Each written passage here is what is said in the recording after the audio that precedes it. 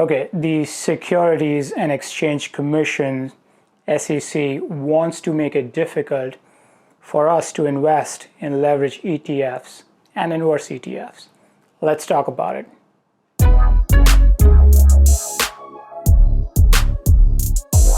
What's happening, everyone? Welcome to Think Finance. My name is Raj, and on this channel, I talk about personal finance, investment ideas, money management tips, and just about all things finance. If you're new to the channel, consider subscribing. In this quick video, I want to share a notice I got from ProShares that is targeted to make it difficult for us to invest in leverage ETFs. I will summarize the key points in the proposal and also share links where you can get more information and share your opinion in case you don't agree with the proposal. So recently I received an email from M1 Finance alerting me that there is a notice waiting for me from ProShares. I do invest in leverage ETFs offered by ProShares, and that is the reason I received this notice. The notice is signed by the chairman of ProShares. None of the links that I will share are personalized. All of these are public links. I will drop these links in the description.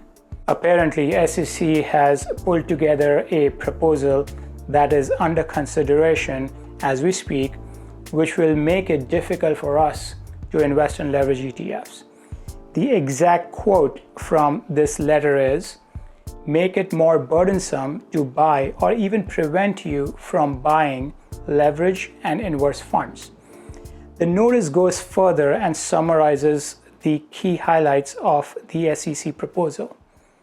At the end of the page, there's a link where I can share my comment and make my voice heard.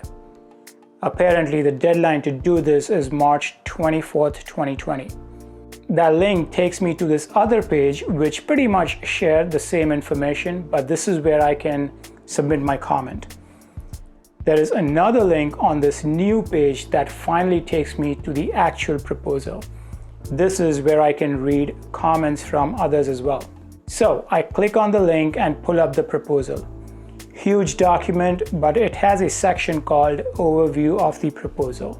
I was able to dig deeper, and here's a quick summary of SEC recommendation. Risk Management Plan. Fund or ETF will require to write down derivatives risk management plan. It summarizes how funds' use of derivatives may affect its investment portfolio and overall risk profile. So this is all about disclosing risks.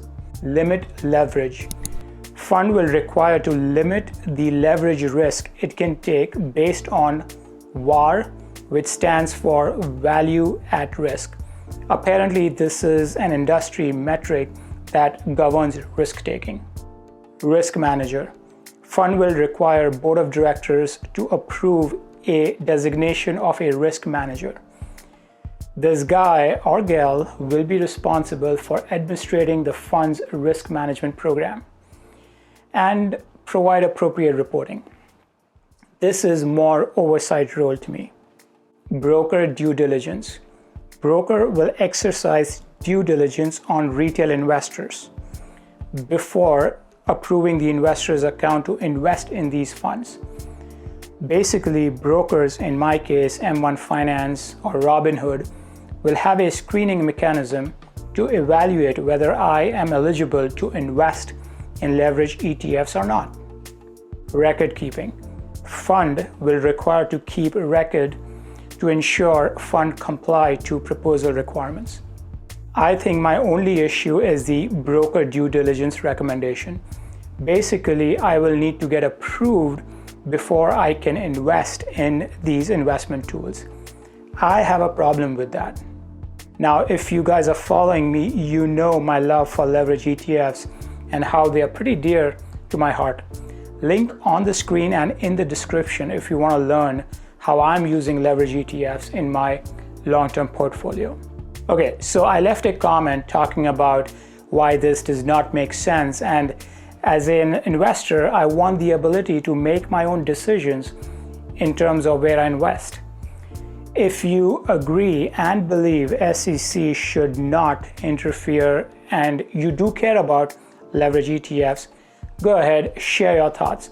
Public links to share your feedback in the description. That's all I have, guys. Thanks for tuning in. My goal was to share this information and also would love to understand your thoughts. Let me know in the comments what your position is on this proposal. I'm super curious, and of course, feel free to use the links if you wish to submit your point of view to the SEC. All right, if this was helpful, hit that like button. And if money is your thing, consider subscribing. Until next time, peace.